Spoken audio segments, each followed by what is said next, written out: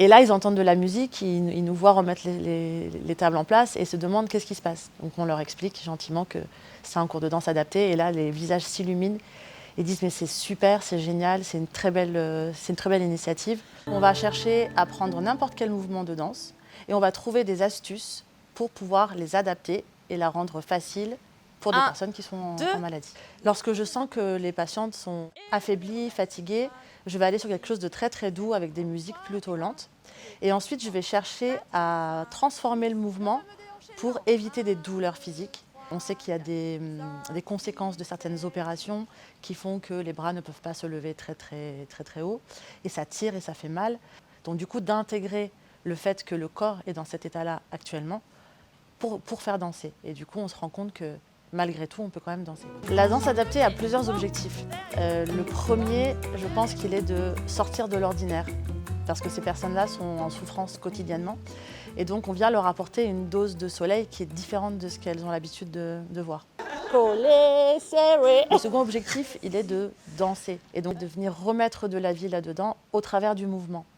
Et la danse, c'est génial pour ça, parce qu'on a à la fois de la musique, donc ça nous emmène ailleurs, et on a aussi le fameux mouvement qui est doux, et donc du coup on remet du soleil dans les corps.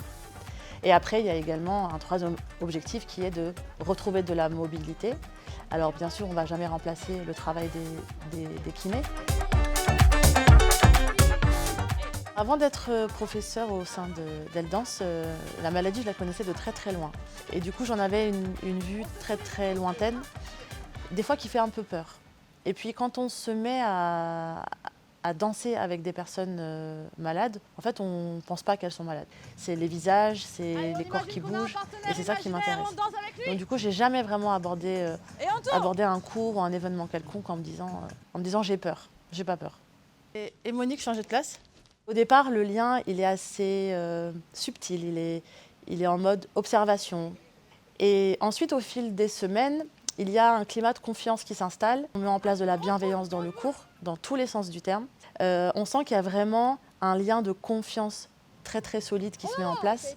Et elles osent parler de certaines choses, elles osent pleurer en cours, elles osent rire aux éclats, elles osent se prendre pour des femmes fatales qui sortent des magazines, puisqu'on met en place tout ce qu'il faut pour que ce climat-là soit toujours présent.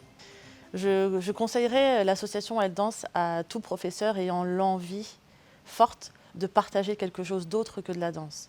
Cette personne va apporter ses connaissances, ses compétences, sa créativité, mais elle va apporter autre chose que ça. Elle va apporter son cœur, elle va apporter beaucoup d'humanité et surtout, elle va recevoir énormément.